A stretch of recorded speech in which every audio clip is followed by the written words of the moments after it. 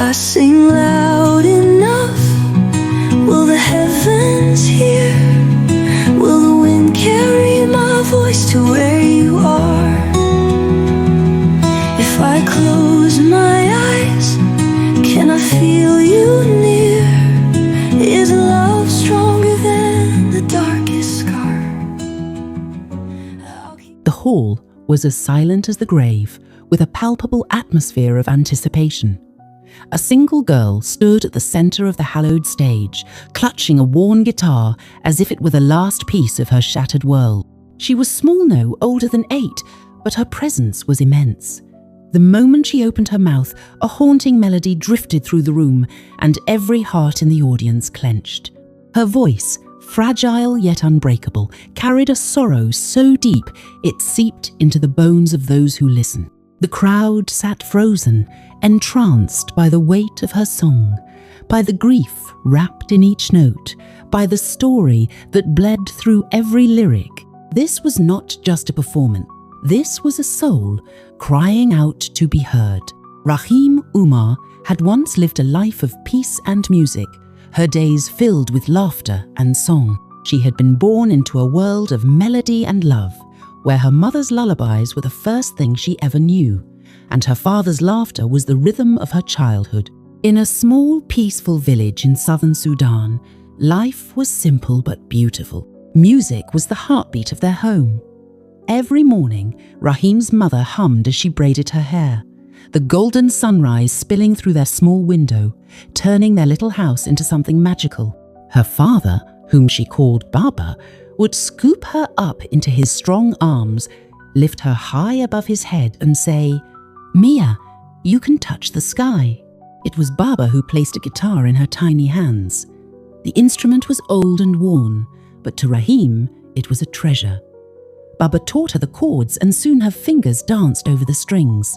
By the time she was 6, she played during morning devotions, her voice harmonizing with her sisters as they twirled in the fields, pretending to be princesses in a kingdom where nothing bad could ever happen. But happiness is fragile, and the illusion of safety shattered in a single night. The sky ruptured with deafening explosions, splitting open like a monster unleashing its wrath.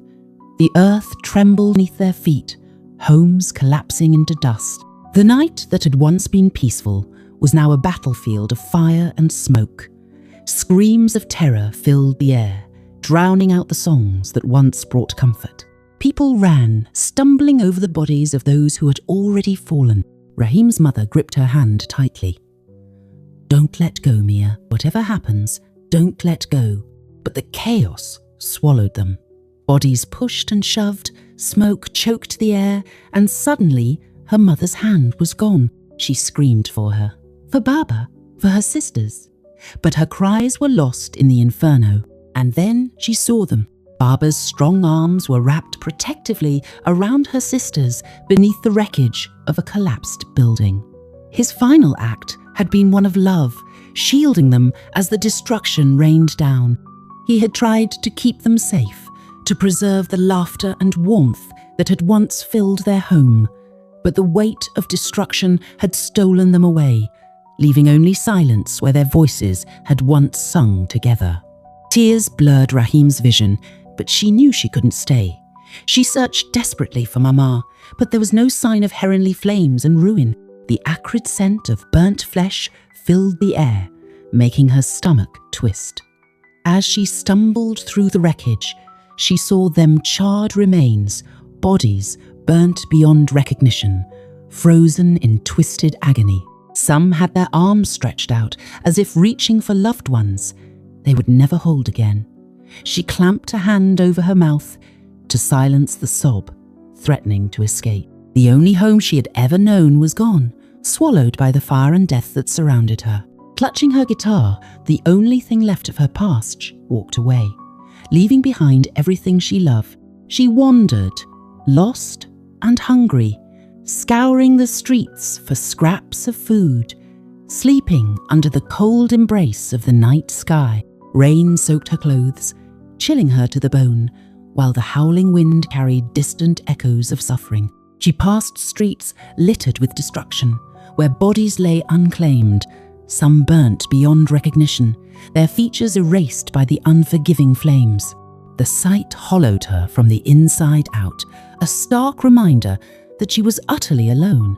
Loneliness gnawed at her, an ache deeper than hunger, deeper than cold, deeper than anything she had ever known. But through it all, she played. Her fingers, stiff from the cold, pressed against the strings, and she sang softly into the night. In those moments, she could almost hear her mother's voice again, feel her father lifting her up, see her sisters twirling in their imaginary kingdom. But when the last note faded, reality returned, and she was still alone.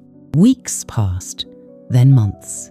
She met other children, also orphaned by war, their eyes hollow with the same pain she carried. But none of them had answers, none of them could bring back what they had lost.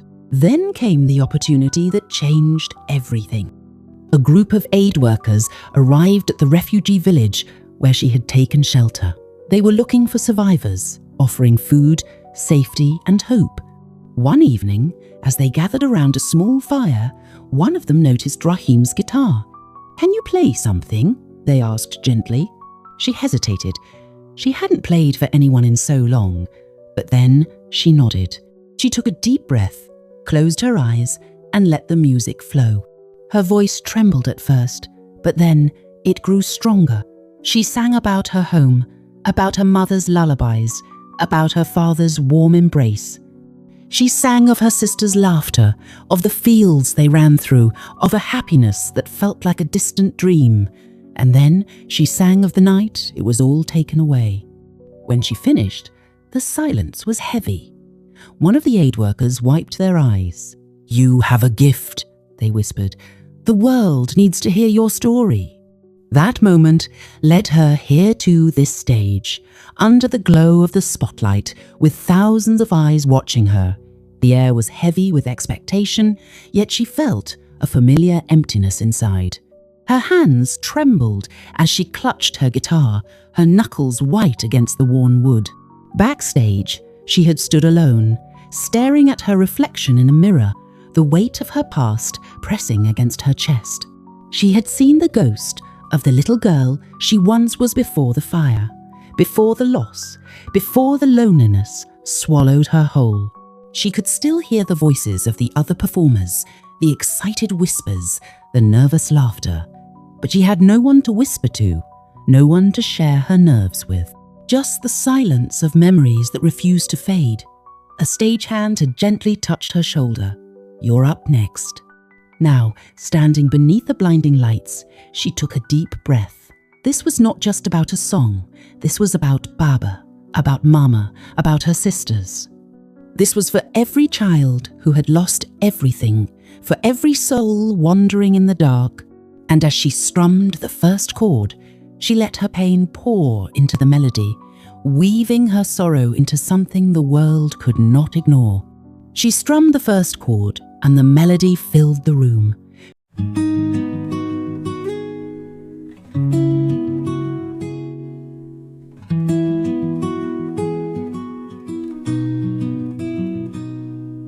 The night fell silent, but my world was screaming. Flames in the sky, dreams disappearing, footsteps running, hands slipping away. I called out your names, but the echoes fade. The stars still shine where you used to be. Do you see me now? Do you hear me sing? I hold this guitar like I hold my pain, strumming the memories, calling your names. If I sing loud enough, will the heavens hear? Will the wind carry my voice to where you are? If I close my eyes, can I feel you near? Is love stronger than the darkest scar? I'll keep singing, even through the night. I'll keep singing till I find the light. Barefoot roads, the hunger and cold. I walk through ruins, but the past won't let go. I found your whispers in the wind's soft cry, but when I reach for you, there's only the sky. The stars still shine where you used to be. Do you see me now? Do you hear me sing? I hold this guitar like I hold my pain, strumming the memories, calling your names. If I sing loud enough, will the heavens hear? Will the wind carry my voice to where you are? If I close my eyes, can I feel you near? Is love stronger than the darkest scar? I'll keep singing even through the night. I'll keep singing till I find the light.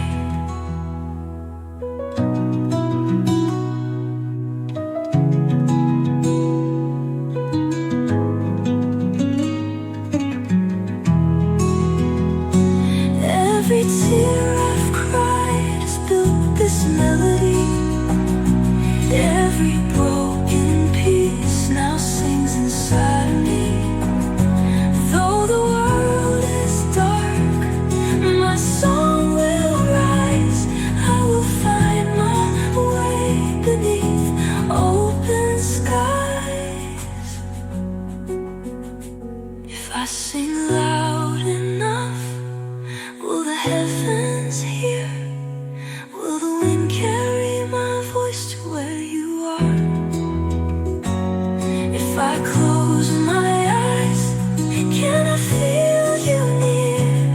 Is love stronger than the darkest scar?